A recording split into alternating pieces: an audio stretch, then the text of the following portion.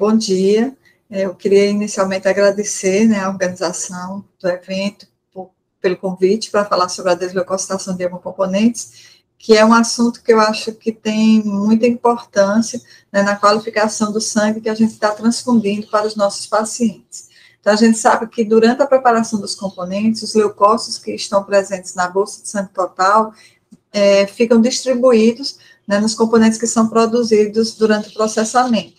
90% dos leucócitos do sangue total vão para a bolsa de concentrado de hemácias, 8% ficam no concentrado de plaquetas, né, no método do plasma rico em plaquetas, e 2% no plasma, mais ou menos. Então, a gente tem os componentes celulares com grande número de leucócitos. E os leucócitos são responsáveis por grande parte ou por várias situações de eventos adversos à transfusão. Então, a possibilidade de remover leucócitos, que é definida na portaria do Ministério da Saúde, como a remoção, né, por meio de filtros, né, ou através de equipamento de aférese, com a utilização ou não do sistema de conexão estéreo, ou, né, porque você pode ter o filtro inline, né, já conectado ao próprio sistema de coleta, o sistema de bolsa de coleta de sangue total, e com tempo de validade correspondente ao original do componente, e que é realizado até 48 horas após a coleta, né, quando você chama essa desleucocitação de pré-armazenamento, que é o ideal, né, porque é o que tem melhores resultados para os pacientes, como a gente vai ver a seguir. Existem dois conceitos, dois parâmetros, né, para considerar um componente desleucocitado, né, o parâmetro do Comitê Europeu, né, da União Europeia, que é 1 vezes 10 a sexta leucócitos presentes no componente, e o critério que a gente utiliza no Brasil, que é semelhante ao critério do FDA, que é 5 vezes 10 a sexta leucócitos presentes no componente. E aí, quando a gente pensa nessa questão do momento em que a desleucocitação é feita, ela pode ser feita depois do armazenamento do componente, e aí tem algumas, vamos dizer assim, tem alguns ganhos quando você faz essa desleucocitação pós-armazenamento, como a remoção de substâncias liberadas durante o armazenamento, mas tem problemas muito fortes, né? Porque você tem uma dificuldade de padronização, essa desleucocitação é feita na beira do leito, por profissionais que nem sempre são profissionais que entendem, que sabem, que conhecem o procedimento de filtração e que sabem manusear esse filtro de beira de leito. Você não tem como saber se o componente foi efetivamente desleucocitado, porque não dá para fazer o controle de qualidade, já que a desleucocitação está acontecendo durante a transfusão. Muitas vezes, em pacientes com o uso de ECA, você pode ter eventos adversos de hipotensão, que são eventos que impossibilitam, trazem problemas graves durante aquele procedimento de transfusão, especificamente, e por isso não é recomendável, essa não é a melhor forma de desleucocitar os hemocomponentes. Por outro lado, a desleucocitação pré-armazenamento tem benefícios muito grandes, né, com diminuição da lesão de armazenamento nas células doadas, né, diminuição do acúmulo de citocinas, né, principalmente interleucina 1, interleucina 6 e o fator de necrose tecidual, né, tem uma maior eficácia na prevenção de transmissão de vírus que estão dentro dos leucócitos, então isso é um ganho muito interessante, importante, a gente vai ver lá na frente como é que isso se comporta com o CMV, permite padronização do processo e controle de qualidade adequado. Então, você pode ter essa leucorredução pré-armazenamento, acoplando o filtro ao sistema de bolsas, ou ao componente que foi produzido no sistema de bolsas convencional, através da utilização desse equipamento de conexão estéreo, pode fazer a desleucocitação pré-armazenamento utilizando o filtro inline, ou durante o processo de coleta, que é o que acontece no procedimento de aférese, né? Durante a coleta, você pode separar já não coletar leucócitos e prevenir a contaminação de leucócitos no componente que está sendo coletado, né? E qualquer um desses métodos, uns com algumas particularidades que eu acho que não vale a pena a gente entrar em detalhe aqui, mas a leucorredução pré-armazenamento melhora as propriedades biofísicas do concentrado de hemácias durante o armazenamento. Então, a gente vê nesse estudo, eles encontram menor deformabilidade durante o armazenamento das hemácias, né? com diminuição da viscosidade sanguínea nos componentes desleucocitados pré-armazenamento. Essa desleucocitação também possibilita a seleção de uma população homogênea de hemácias, né, caracterizada por células mais saudáveis, com maior deformabilidade, e isso assegura maior viabilidade no transporte de oxigênio, que é o que a gente quer que a hemácia faça.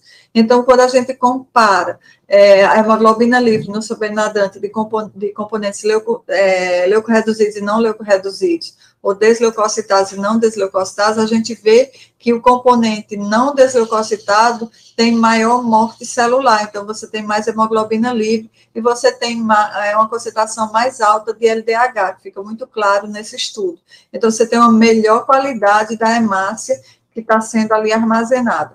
Além disso, você pode ter uma concentração apropriada de nutrientes durante o armazenamento. Então, esse estudo mostra que no componente não leucorreduzido, você tem um sobrenadante com a maior concentração de proteínas e aminoácidos. Então, isso fala da morte celular que acontece durante o armazenamento, que é maior e mais importante nesse componente que não foi desleucocitado, né? E aí, a pergunta toda é, então, bom, temos um componente sem leucócitos, isso faz com que esse componente tenha o menor potencial de desencadeamento de reações adversas, e então a gente deve, ou a gente precisa implementar uma leucorredução, uma desleucocitação universal.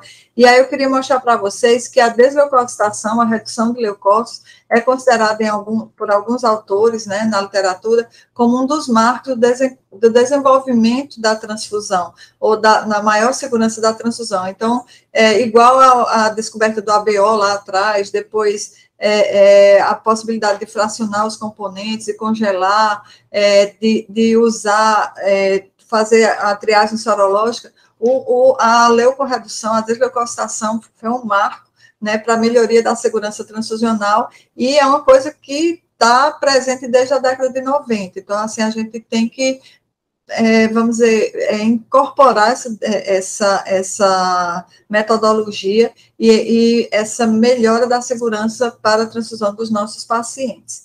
E aí, isso, aqui nesses autores, ele mostra como a leucorredução foi incorporada e como essas pequenas, vamos dizer assim, melhorias no procedimento, no processo de produção dos hemocomponentes, incluindo a desleucocitação, e aí depois a detecção de contaminação bacteriana nas plaquetas, e a introdução do NAT, tudo isso vem trazendo um aumento da segurança transfusional, um aumento de custo também. Então, a gente tem que entender que queremos um procedimento mais seguro, um processo mais seguro, então precisamos ter um investimento maior. Mas esse investimento, a gente tem que entender até onde, né, esse investimento pode impactar na inviabilidade de introduzir essas melhorias. E qual é o componente, qual é a segurança de transfusão que a gente quer e que a gente busca para os nossos pacientes. Então, existem vários benefícios da desleucocitação já comprovados e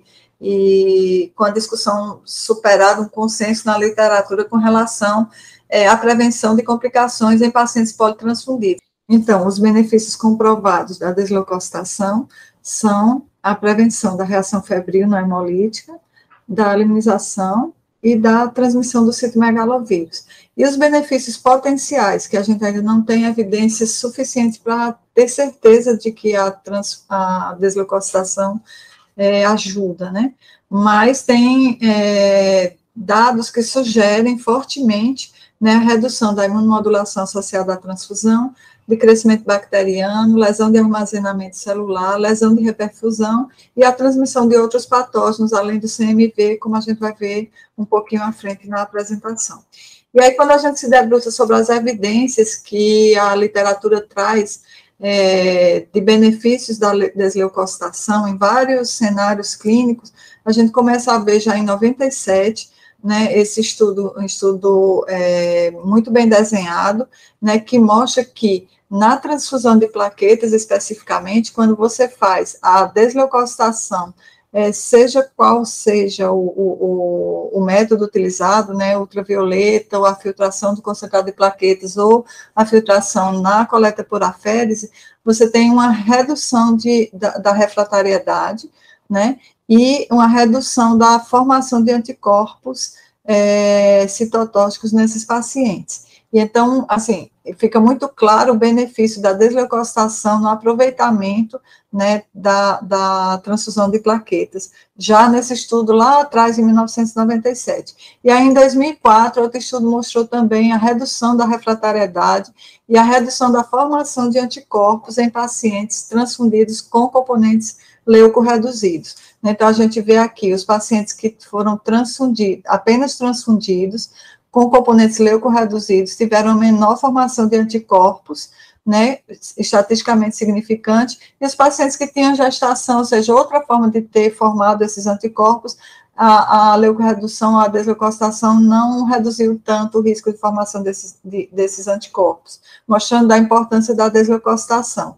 Com relação à redução da reação febril não hemolítica, também tem várias evidências na literatura mostrando a redução do risco e da ocorrência da reação febril não hemolítica com a utilização de componentes desleucocitados, tanto hemácias como plaquetas, né? E alguns autores tiveram a oportunidade de estudar, vamos dizer assim, o que aconteceu em regiões inteiras ou em países inteiros após a implantação da desleucocitação universal em suas regiões e países. Esse estudo é um estudo canadense que mostra redução de mortalidade, redução de febre de qualquer tipo e a redução do uso de antibióticos após a introdução da desleucocitação universal no Canadá.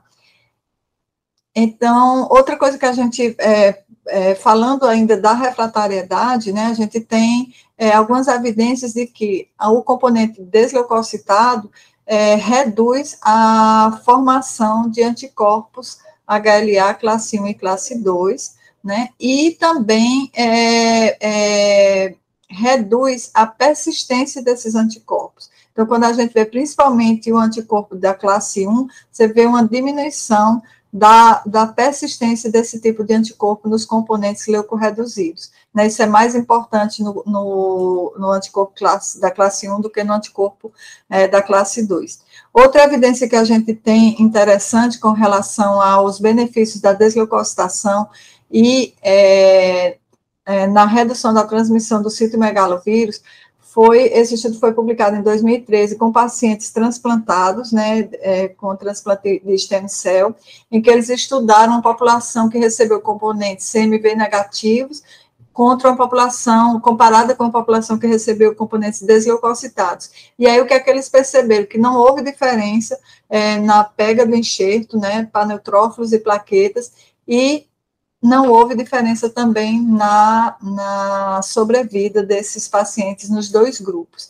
E em 2017, outro estudo também fazendo essa comparação para definir a necessidade de continuar triando pacientes ou doadores para CMV, para prevenir a transmissão do CMV, chega à conclusão de que não há risco de transmissão de citomegalovírus em pacientes imunocompetentes se eles recebem componentes desleucocitados. Então, realmente,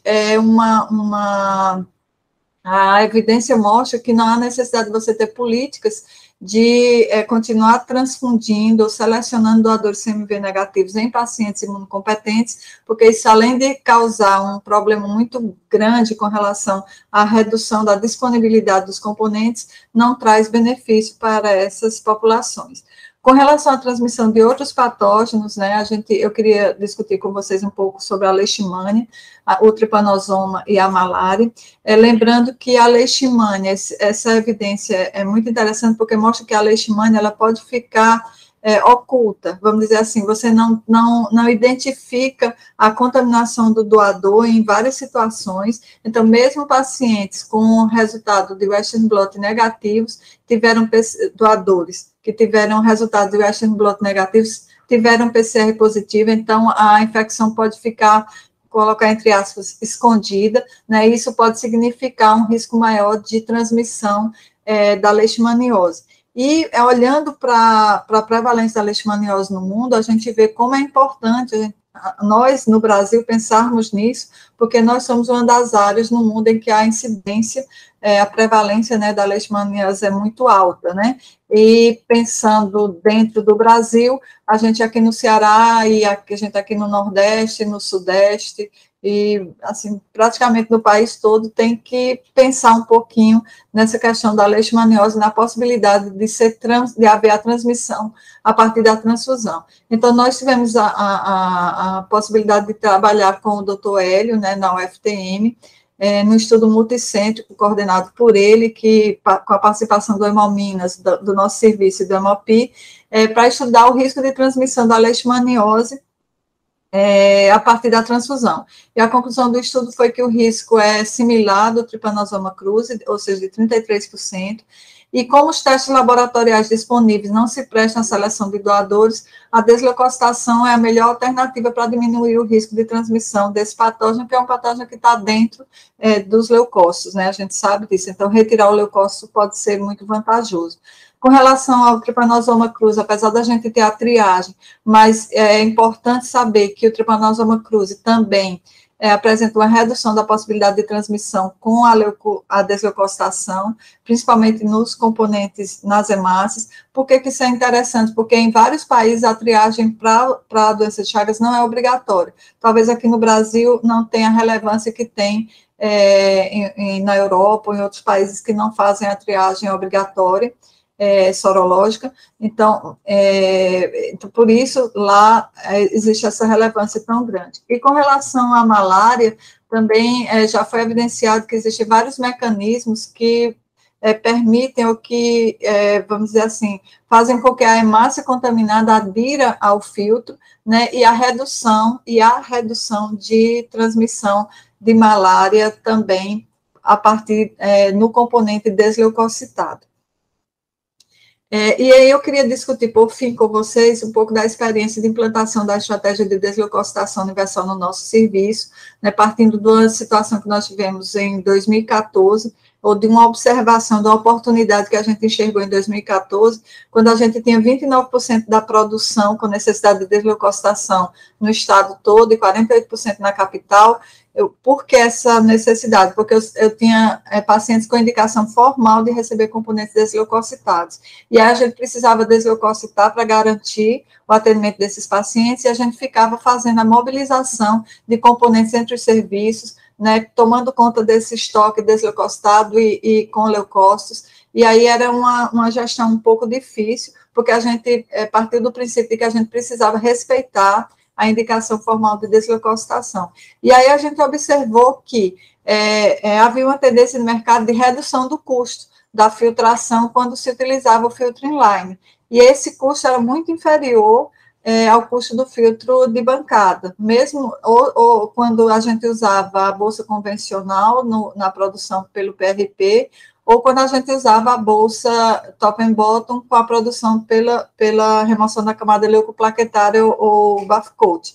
Então, a gente vê aqui que o custo, né, dessas duas bolsas eram equivalentes, né, e o custo da filtração, utilizando a bolsa com filtro inline, era muito mais baixo. Né? Então, a partir daí, a gente começou a imaginar, a pensar se não seria possível usar essa bolsa com filtro inline para fazer a desleucocitação de todo o estoque de hemácias e plaquetas do serviço. E aí a gente, em 2014, tinha uma redução bastante significativa da utilização do filtro inline, que aumentou em 2021, então em 2021 a redução era de 57,1%, então a bolsa convencional e a bolsa top and bottom tinham uma equivalência, mas quando a gente usava o filtro inline, a redução era muito importante.